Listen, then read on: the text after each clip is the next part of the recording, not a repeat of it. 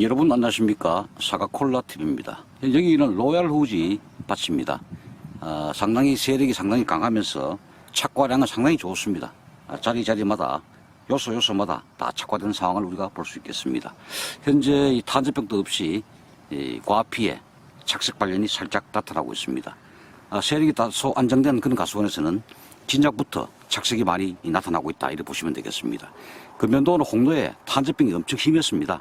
전국적으로 수확도 다 못된 상태고 저도 올 관내 한 바퀴 돌아보니까 아직까지 홍도가 많이 착화되어 있는 상황을 우리가 볼 수가 있겠습니다.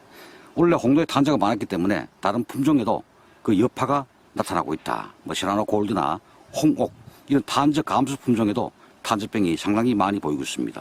따라서 후지도 여러분들이 탄저병을 주의하셔야 됩니다. 물론 일교차가 있기 때문에 탄저균은 대단위로 확산되지 않을 걸로 예상됩니다만 그래도 우리가 견무리 썩은 병이나 그다음 흡수나방, 심식나방류 이런 것들이 마지막에 가해를 할 수가 있기 때문에 예의 주시하시면서 방제에 좀 신경을 많이 써달라 이런 말씀을 드리겠습니다. 최근 이 착색 문제 때문에 이 박피 즉 환상 박피를 실시하는 가수원이 상당히 많습니다. 꽃이 많이 피는 그런 품종에는 박피를 가급적 권장드리지 않습니다만 부득이하게 착색 발현 목적으로 박피하는 가수원이 있는데 이 환상 박피는 수세가 약하거나 홍도 품종에는 가급적이 권장드리지 않습니다. 나무 수세가 급격히 약화되고 급기야는 나무가 노랗게 고사되어 버리는 피해를 우리가 볼 수 있겠습니다. 그래서 가급적이면 홍도 품종, 수세가 약한 나무 또는 4년 이하의 어린 유목에는 박피를 권장드리지 않습니다. 부득이할 경우에는 스쿼링 처리를 해주시고 껍질 벗기는 그런 이 박피는 권장드리지 않는다 이런 말씀을 또한 드리겠습니다. 앞에 보이는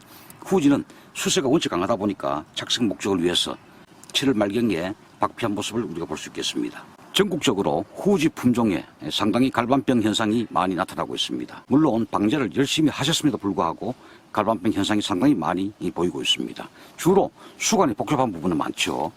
가온 전체가 과습하거나 또 가지 배치가 다소 미흡해서 약지의 도달력이 저 안쪽까지 도달되지 못하는 그런 가수원에서 갈반 현상이 많이 나타나고 또한 응애도 잘 죽지 않습니다. 그래서 응애는 대부분 접촉독에 죽기 때문에 응애 몸에 또는 응애 아래 약재가 직접 그 피부에 닿지 않으면 죽질 않습니다. 그래서 양양과 또는 그게 부가적으로 수질 pH의 어떤 조건 5.5, 6.5 부비가 돼줘야 약효를 제대로 발현할 수가 있습니다. 그래서 양양 문제 여러분들이 가수원에 가셔가지고 왜 우리 밭에는 탄저가 많았는가 또는 왜 갈반 현상이 많은가 또 왜 응애가 또 잘 죽지 않는가를 보시면은 양양의 문제가 상당히 많이 대두가 되고 있습니다. 여기도 약을 충분히 방제를 하는 가수원인데 이 나무는 유독 이 갈반이 많이 보이고 있습니다. 전형적인 갈색무늬병 포자가 되겠습니다. 상당히 많이 보이죠. 여기는 약이 잘 맞는 부위입니다. 바로 바깥쪽에 있는 라인인데 이 갈반 현상을 우리가 볼 수 있겠습니다. 또 옆나무는 보시면 또 깨끗합니다. 같은 약을 쳤음에도 불구하고 나무의 어떤 여러 가지 상황에 따라 가지고 갈반 현상이 올 수가 있고 오지 않을 수가 있다 이런 생각이 듭니다. 요즘은 감사비에 대한 개념이 없습니다. 추비에 대한 개념도 없습니다. 착과량이 많거나 하면은 또 수세가 약하거나 하면은 추비를 가감할 수가 있고 또 감사비 역시 마찬가지입니다. 금년도에 많이 달리고 또 그것 때문에 수세가 많이 약화됐다. 그러면은 여러분들이 감사비를 줄 필요가 있습니다만 많이 달리고 했음에도 불구하고 수세는 역시 강하다. 그러면은 감사비의 의미가 없습니다. 나무 세력이 약하다. 그러면 좀 주신다. 이렇게 생각하시고 다만 공통적인 사항은 이 미량원소를 반드시 주기를 제가 권장드립니다. 향후 좋은 색깔, 좋은 당도 이런 것들을 우리가 취할 수가 있고 미량원소는 앞으로 무조건 줘야 된다. 이렇게 인지를 하시고 반드시 수확 후에 용관인 또는 용성인비 또는 일반 미량원소 이런 것들을 토양 시비를 제가 적극 권장을 드리겠습니다. 또한 내년 봄에 일반 미네릭스 또는 마이크로칸 이런 제가 소개드리는 그런 미량원소를 선택하셔가지고 봄에 발화전에 토양 시비도 제가 권장을 드리겠습니다. 그러한 미량원소들은 당연에 표가 날 것이 아닙니다. 최소 3년 이상 지속적으로 시비했을 때 나중에 그 효과가 입증되는 것입니다. 지금부터 최종 방제를 한 번 할 것이냐, 2번 할 것이냐 이렇게 이 의견이 분분합니다만 저의 그 경험상 2번 하는 게 맞다는 생각이 듭니다. 9월 말쯤 10월 5일 전후에 마지막 최종 방제를 했을 경우에 한 달 기간 남아있기 때문에 그때 각종 견무리 썩은병 또는 흡수나방, 심식나방 이런 해충들의 피해가 상당히 많습니다. 그래서 10월 초까지 늦어도 10월 초 빠르면 9월 말 9월 25일 전후까지 방제를 하시는 것이 맞다 이렇게 저는 강조를 드리겠습니다.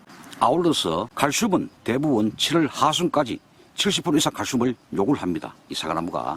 그러나 마지막 20, 30%가 남아있기 때문에 또 이 저장 중에 여러 가지 장애 문제, 칼슘 결핍 문제, 고도 증상이 올 수 있기 때문에 지금부터라도 칼슘을 1, 2회 단독 또는 약제 방제 시 함께 혼용 살포를 권장을 드리겠습니다.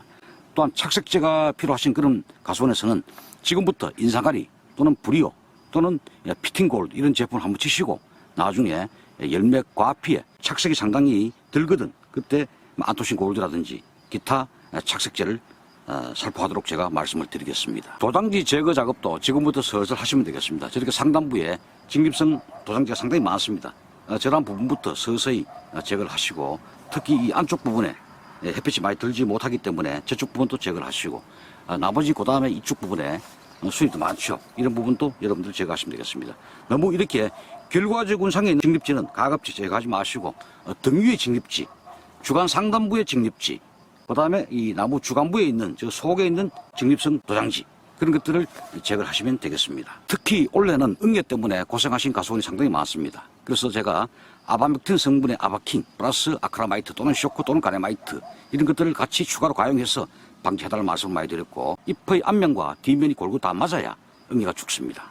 접촉독에 의해서 죽기 때문에 약재가 얼마나 골고루 잘 맞았느냐 그것이 관건입니다. 그러나 내년부터는 나방까지도 다 잡을 수 있는 그런 새로운 물질로 개발된 응애약이 출시가 됩니다. 아마 국내 전체에 많은 양을 보급할 정도는 안 되고 일부 생산돼서 공급되는 걸로 제가 알고 있습니다. 그 약재 이름은 바로 인시표라는 신규 물질로 만든 응애약입니다.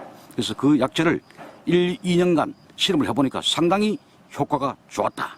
나방까지도 다 잡을 수 있다. 이렇게 홍보가 되고 있습니다. 그래서 실제 해보니까 응애가 상당히 잘 잡힙니다. 알부터 성충까지 전 세대를 잡을 수 있는 약 인시표가 내년에 출시가 되고 있습니다. 그래서 그런 제품도 나오면 제가 다시 또 한번 우리 과수 농가들께 소개시켜드리는 시간을 별도로 갖도록 하겠습니다. 지금 이 시기에 갈반도 적당히 오면은 우리가 도움이 됩니다. 좀 이런 데만 이렇게 오면은 뭐 제격할 필요가 별로 없죠. 일손 경감에 도움이 된다. 그러나 지나치게 많이 오게 되면은 광합성 동화산물을 만들 수 있는 공장이 없어지기 때문에 착색된 불량과 당도 증가에 현저히 나쁘기 때문에 지나친 이 갈반은 좋지 않다. 다만 열매 근처에 살짝 오는 것은 오히려 더 도움이 될 수 있다. 이런 생각이 듭니다. 자, 마지막까지 여러분들이 최종 방제를 좀 잘 해달라는 말씀을 꼭 드리겠습니다. 로얄 후지 가수원에서 사과 콜라 TV였습니다.